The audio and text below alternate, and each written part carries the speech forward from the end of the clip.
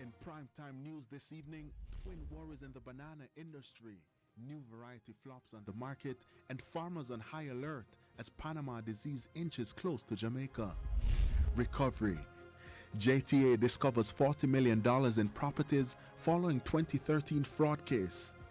And we are doing very well as a government. And we're doing well as a party, but we can't drop our hand. is the JLP preparing for a snap election?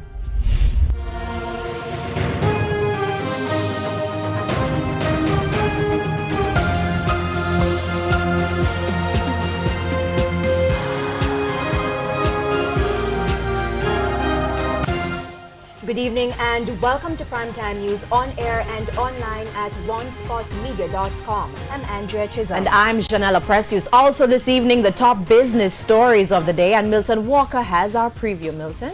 Well guys, you know generally seniors have a hard time getting insurance. We'll tell you about a plan to deal with that problem.